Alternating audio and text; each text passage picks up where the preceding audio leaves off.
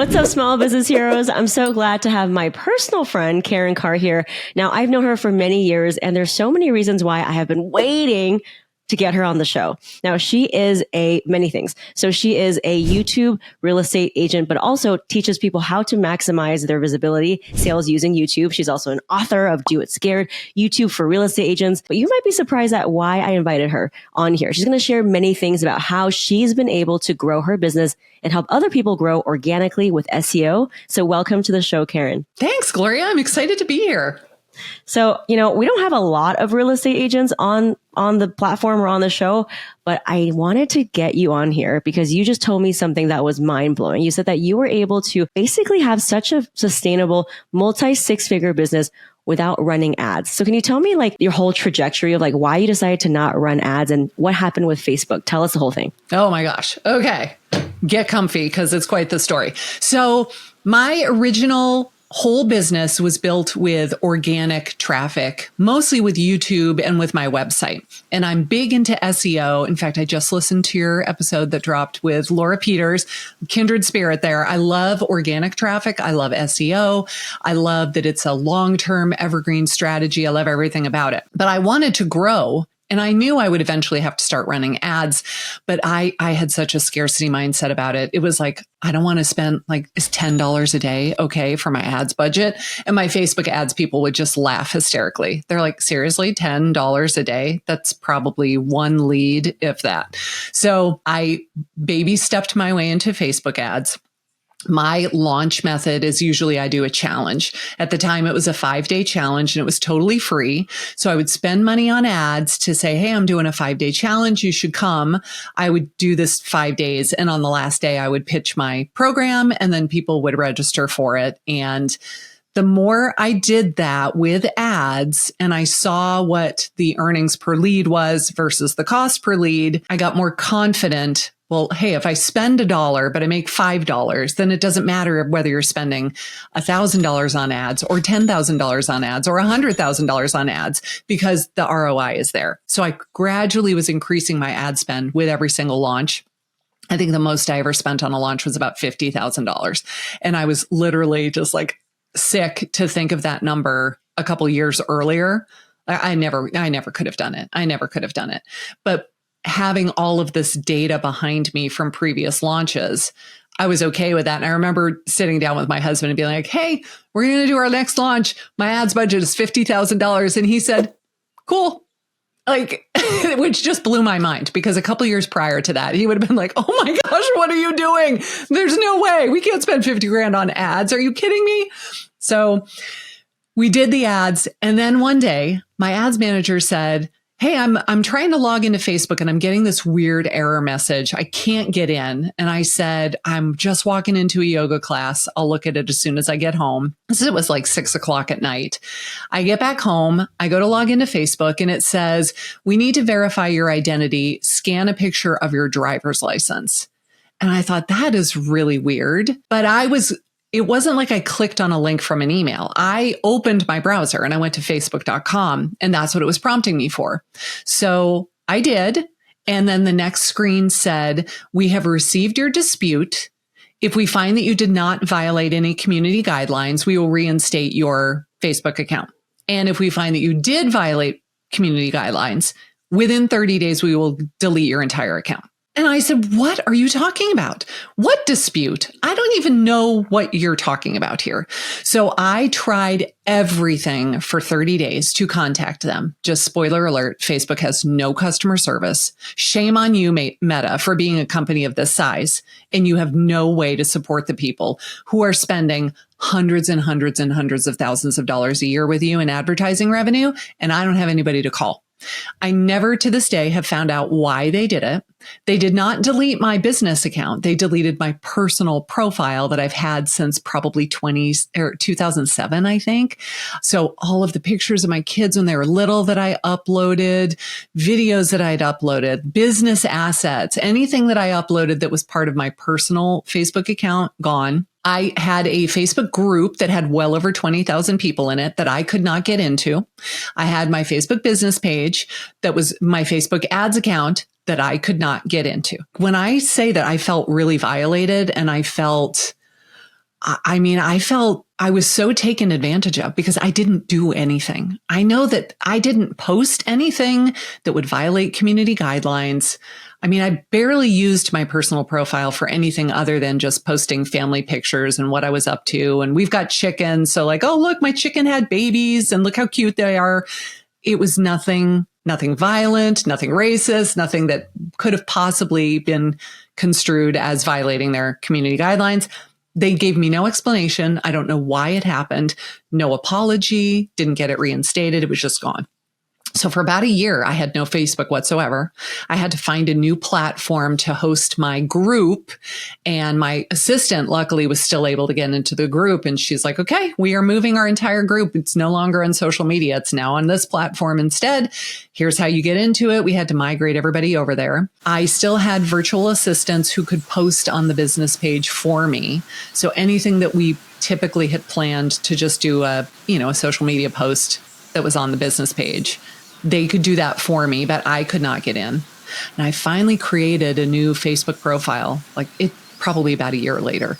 And I didn't put my name on it and I didn't put my photo on it. I was so terrified that as soon as I created it, they were going to see it and just delete it again. And nothing happened. So I only used it for being in other Facebook groups. So masterminds that I'm a part of where their community is on Facebook. That's how I was able to get into these groups. And as time went by and nothing happened, I finally got brave enough to give it my real name and put my real picture on it, but I have not friended anybody. Like I've been so low profile because I was just terrified of what if that were to happen again. So let this be a lesson to you. You've got to build your email list. You have to. If your whole audience is built on social media and that happens to you, bye-bye business. So thank goodness that when they joined my Facebook group, one of the questions was, what's your email address? And I will send you a free resource that will help you.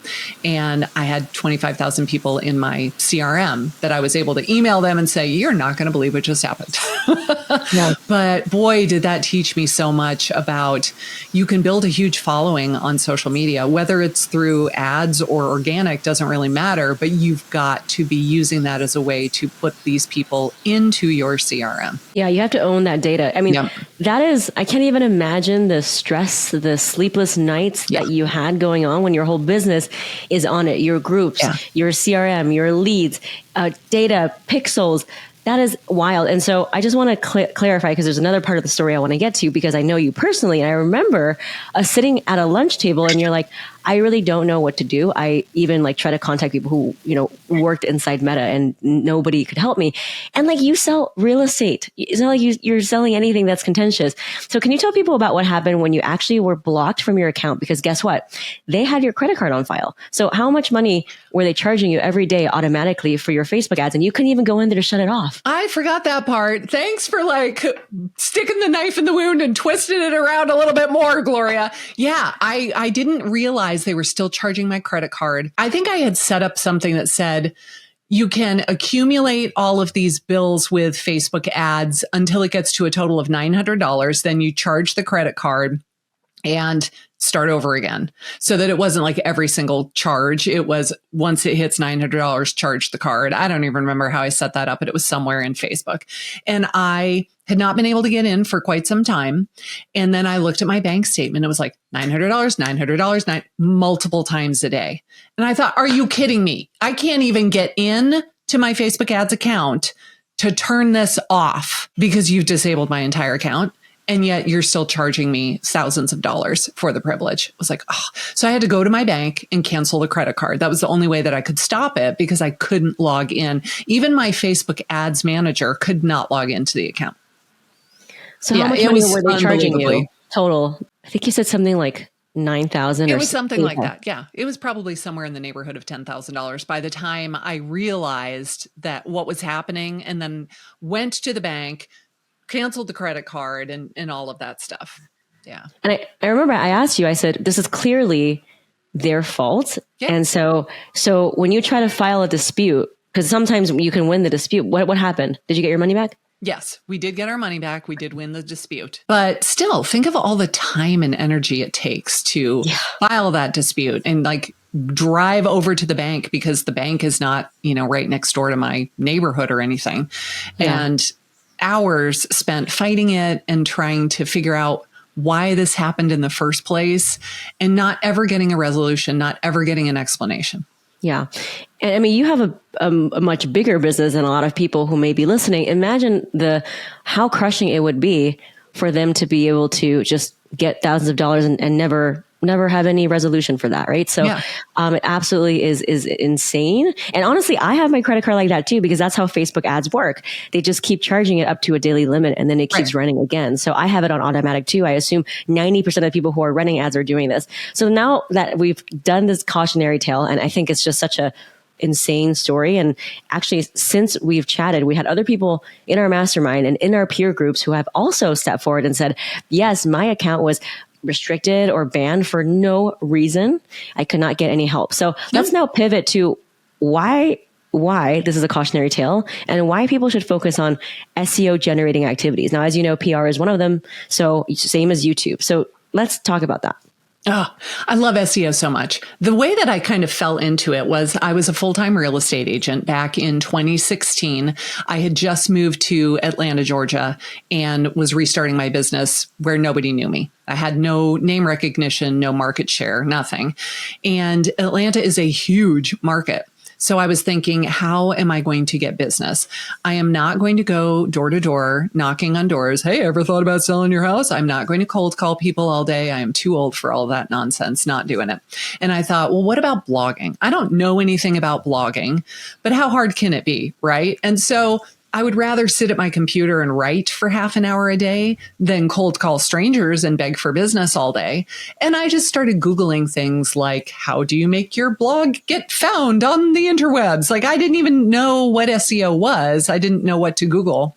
And I discovered wonderful people like Neil Patel and Backlinko that go into great detail in YouTube videos and blog posts about this is what search engine optimization is, and here's how you do it. And here are a couple of very inexpensive tools that you need.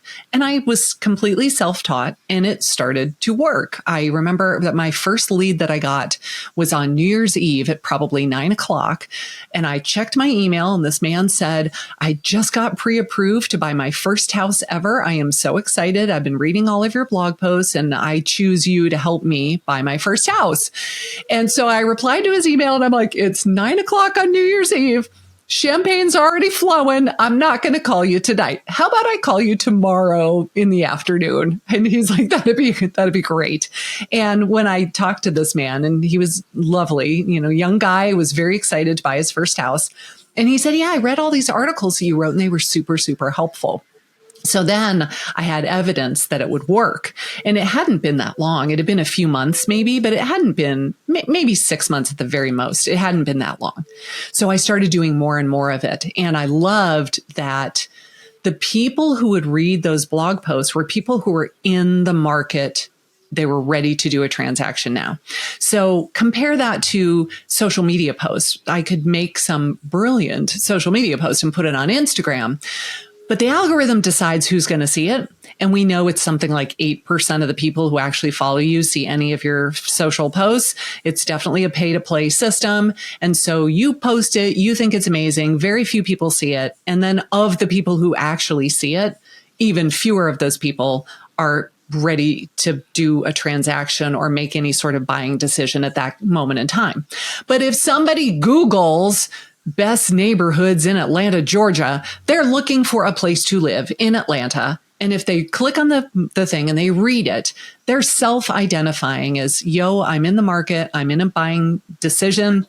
I'm ready to make a decision soon and probably in the near future. And I'm looking for someone to help me. The mentality behind somebody who's doing that type of a Google search is amazing. And then I thought, well, it takes me a really long time to write a good blog post. It takes me about a week because I want it to be 3,000 words long and I want it to have a video embedded and I want it to have photos embedded. What if I just made a YouTube video? Because Google owns YouTube. So could I just make a blog post and record the video, upload it to YouTube, like copy the URL and embed it in my blog post? And that'd be like the lazy girl's way to make a blog post. What never occurred to me was that people would be doing that same search on YouTube. And so you get the benefit of SEO on Google and on YouTube from one essential piece of content. Like you make the video ranks on YouTube, but the video also ranks on Google. YouTube videos show up on the first page of Google search results all day, every day. And it's the same strategy as SEO for blogging. It's essentially the same strategy of we're trying to identify what it is that they are doing the search for. We're going to make a piece of content that answers their questions and helps them and drives traffic back to your website where they can opt in for something and then go into your database so that you can follow up with them. And boy, did that work like a charm. When I started making those YouTube videos, after about 12 months, I was an individual agent all by myself. I didn't have a team. I worked for a brokerage, but I was essentially self-employed. And then by 2018, I went to my broker and said, I'm so busy. I don't even know what the heck I'm doing anymore. And I formed a team. And by 2021, I had made seven figures in annual revenue. I'd broken $1 million.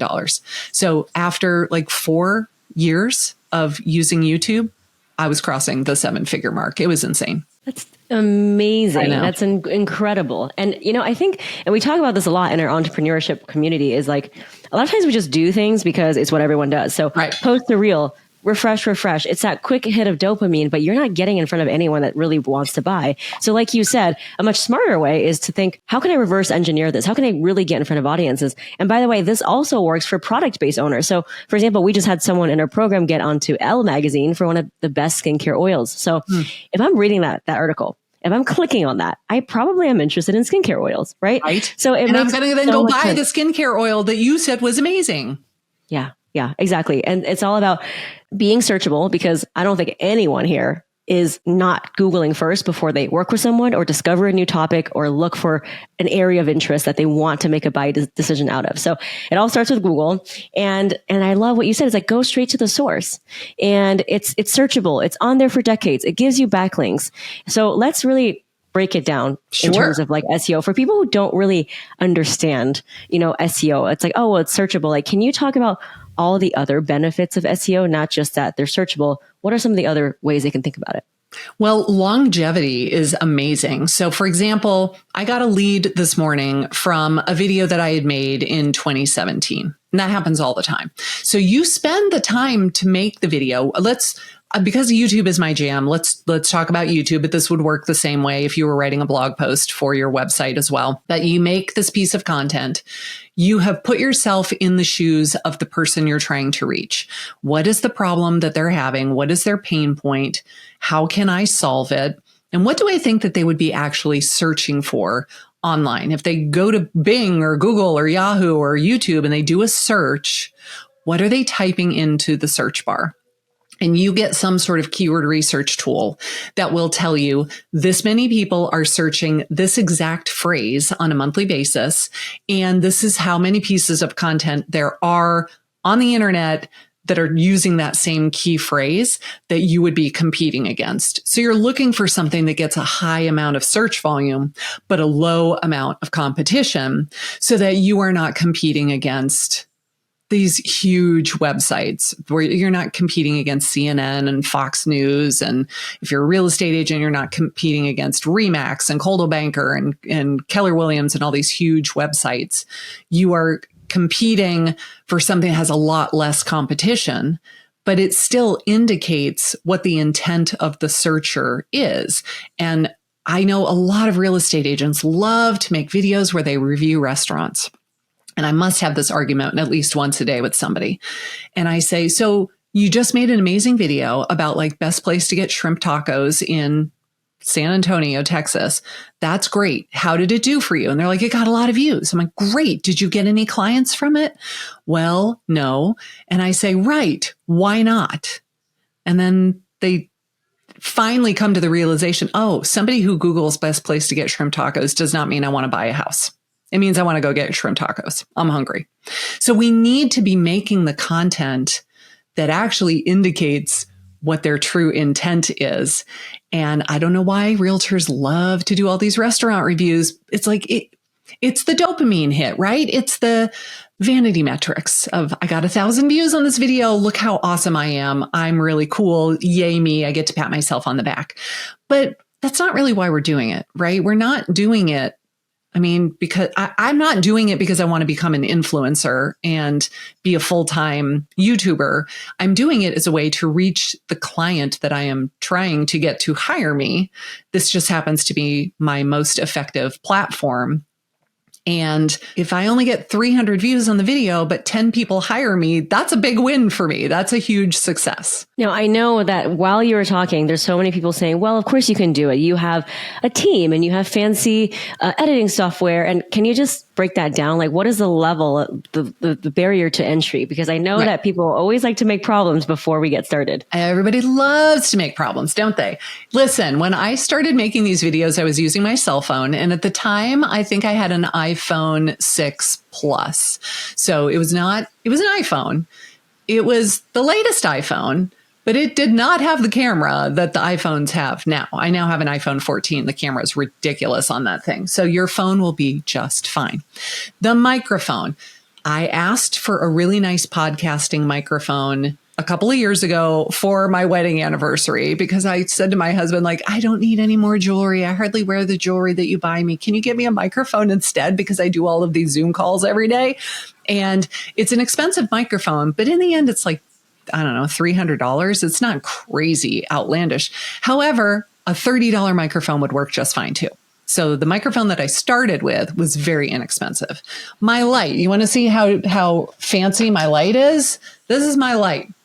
It is literally like 4 inches by 3 inches with a big clip on it. And I just clip it to the top of my monitor. My camera is the webcam on my computer. This is a fairly low budget operation. So, the computer is just the computer that I use for business every day. The light was $30. Yes, I have a nicer microphone, but again, a $30 microphone would work equally fine. You don't need all of the fancy stuff. As far as like my backdrop, people ask me all the time if that's a fake backdrop. I'm like, no, that's my couch. I could go sit on my couch. And the only reason that I chose really dark walls with the lights on them, they don't look as dark as they are, but they are super dark navy blue. I only did that because I'm super fair and my hair is white. So I stand out against the background. But Gloria, you look great with a white background because your hair is darker and your skin is darker than mine. And so you pop against the background. Just be mindful of what's behind you and how can you stand off from it. And all it cost me was a gallon of paint. I painted the walls. I have some really inexpensive LED lights back there that are behind the couch that shine on the wall just to make it look brighter. But if I turned them off, it would just be navy blue walls, and that's fine too. It's really nothing terribly fancy. And that's not why they're watching your video. Nobody comes to my YouTube channel and says, like, oh, I love your channel because your walls are really nice looking. I think your bookcase is very aesthetically pleasing. Like nobody says that. They watch the videos because I teach them something. Like I'm now a coach for real estate agents and they watch these videos and they say, oh my gosh, this was so inspiring. This was so helpful. Like if you're 55 and you can make videos, then I can too. They all think that they're too old, that they're too fat, they have too many wrinkles, that their voice is annoying. I'm like, has anyone ever fired you because of how your voice sounds? Why do we get all worried about stuff that is not an issue? Like we create problems where there are none. I guarantee you, nobody is going to fire you because of the way your voice sounds. So, yeah. And in fact, they may hire you because of you, if you have an amazing accent, right? Like I could listen to British people and French people talk all day long just because of the accent. Maybe that's why they would hire you. And they might hire you because you're a real person, because we don't want perfection. We're so over the filters. Yes. And another thing is, like raise your hand if you're not actually watching the video. Like we have it on 2x speed. We're folding the laundry. We're driving. So let's just make the barrier to entry so much lower. No one is focused 100% on anything these days. So just get it out there. I always say done is better than none. So now that you've solved that problem of setup, another problem comes up, which is, well, software, or I don't know what to say and I'm not a great writer. All these problems that prevent people from ever starting. So how can we solve that problem of people saying they're not great on video, or they don't know what to say, or they have to make this complex script and hire a script writer? Oh, you so don't. There's so many different ways to film a video. I typically do talking head style because that's what's easiest for me to produce, which is I am sitting at my desk. I am looking at my webcam. I hit record. I'll record directly into Zoom, even though I'm not talking to anybody. Nobody else is there, but I'll open up Zoom. I immediately start talking. If you're super self-conscious about it, you know, you can go into the Zoom video settings and it says touch up my appearance, and you can slide that little bar a little bit if you really want to. You don't need it. You don't need this filter that looks like glamour shots from 1985. But if you want to slide it just a tiny little bit to make yourself feel less self-conscious, that's cool. And then when you're done with your Zoom call with yourself, it's on your computer. And now you can go to Fiverr.com and say, I would like to hire you to edit this video for me. All they have to do is take out all of the mistakes. Maybe they'll add your name across the bottom in a lower third. Maybe they'll put a little bit of background music. It does not need to be an Academy Award winning movie. It's just an educational, inspirational, hopefully somewhat entertaining video that means when they click on it, they're going to watch it to the end because they enjoyed it. It doesn't have to be anything fancy. As far as writing the script, there's this awesome new tool out there now. You've probably heard of it. It's called ChatGPT. It's freaking amazing. You go to ChatGPT and I will put in a prompt such as, act as an expert YouTuber. I have an audience of real estate agents. They are Gen Xers. They want to use video for their business. They are very self-conscious. They don't know exactly what to do. They tell themselves that they're not very tech savvy. They're afraid to be on camera. They don't know what to talk about. This is the person I'm trying to reach. This is my area of expertise, and this is what I talk about. Give me 25 ideas for video topics that I could make for this YouTube channel. It'll spit it out in 18 seconds flat. And you can say, oh, number 7 is really good. Okay, give me more ideas like number 7. And then you can say, okay, that's awesome. What keyword would I try to rank for? What could the title be? Write an outline for what I would talk about in this video. I mean, you can use ChatGPT as much as you need help for, but I don't have it write the script start to finish and then just read it, because you always sound like a robot. When you're reading from the teleprompter, it's like, hello, my name is Karin Carr, and I am a coach for real estate agents. And it just sounds so stiff and awful. So don't read it into the camera. Just have it written down and like glance at it and say, okay, that's what I was going to talk about next. And then look back at the camera and kind of wing it. And if you don't like it, you just say, okay, that wasn't very good. Let's try it again. Okay, that one's better. Let's use that one. That helps when you sit down to edit it. So you know, I said the same thing 3 times in a row. The last one was obviously the best one, so I can delete the previous 2. I don't even need to watch them again. Ooh, I love it. Just busting myths left and right. So we talked about the myth of equipment. You say that you were able to just record with your iPhone 6 on Zoom. Now that we have ChatGPT, there is literally no other excuse. Yeah. But what are some of the other excuses of people still holding on to their resistance to getting started? I don't have the time. It's going to take too long. I figure, okay, listen, we make time for what's important. I know that I should go to the gym and exercise. I know that it would make me healthier.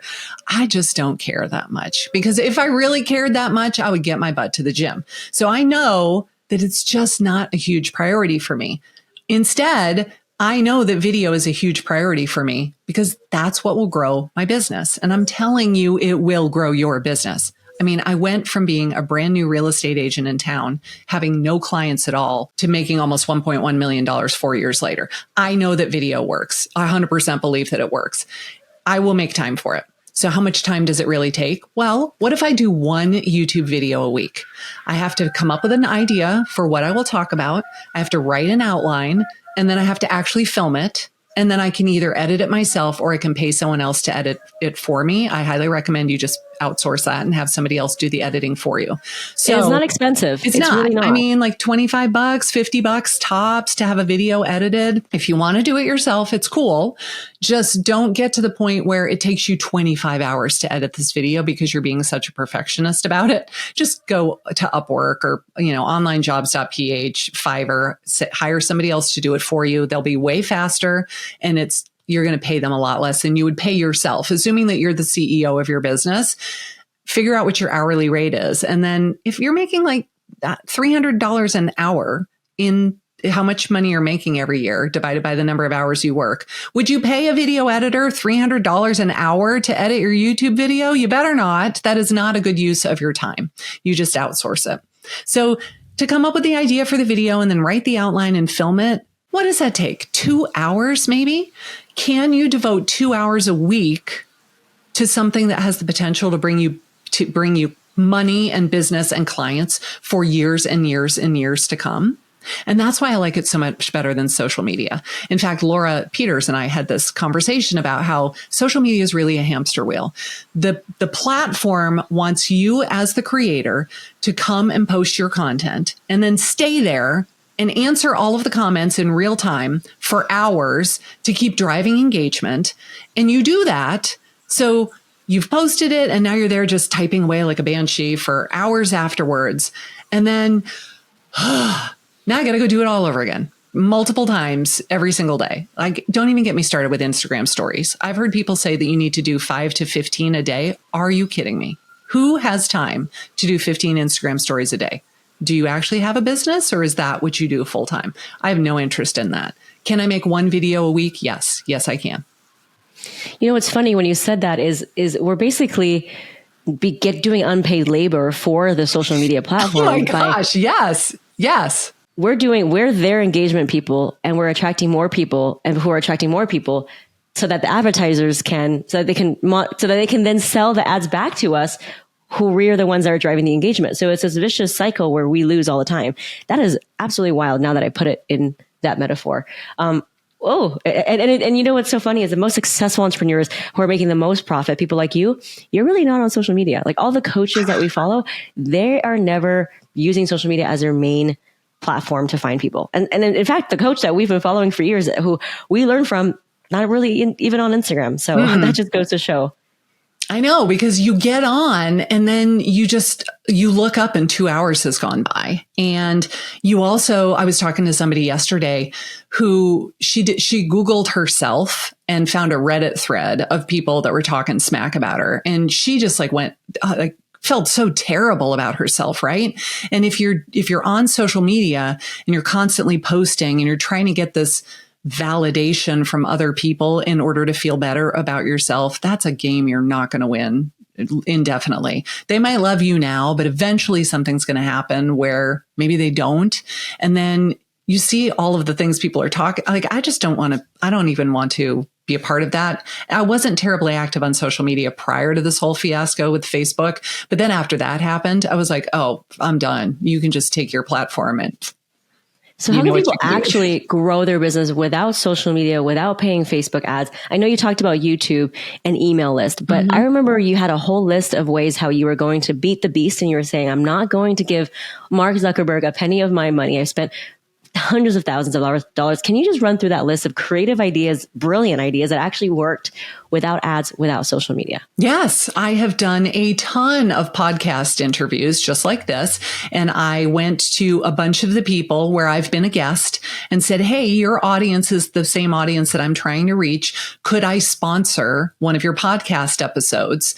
And how much would you charge me? And they said, yes, we'll charge you this number of dollars, and I can either do a single podcast episode, or you could do it for 3 or 4 consecutive weeks. And you just record it, send it to me, and we will play it at the beginning of the podcast as a sponsored ad, essentially, on the podcast. It was emailing your entire database. It was doing some co-branding stuff. So I teach real estate agents how to make YouTube videos. I know some women that have a program about teaching real estate agents how to use Canva to make all of their social media graphics, all of their slide presentations, all that kind of stuff. I could go to them and say, we have the same audience. We do not compete. We have very different programs, but we're trying to reach the same people. Could I pay you to have a sponsored ad in your weekly newsletter that you send out to your database of 100,000 people, and vice versa? Like, there were a lot of things that we came up with when we were brainstorming of, besides running ads to get people to come to my 3-day challenge, how else could I reach people? And those were some that were incredibly effective. It's crazy how when you get yourself out of that lane that you've been in, a whole ocean of opportunities open. And I say that with my PR students too, where it's like, they only think they can talk about this topic, but there's so much more. And that's what you've been able to do for yourself and the pivots that you've been able to make.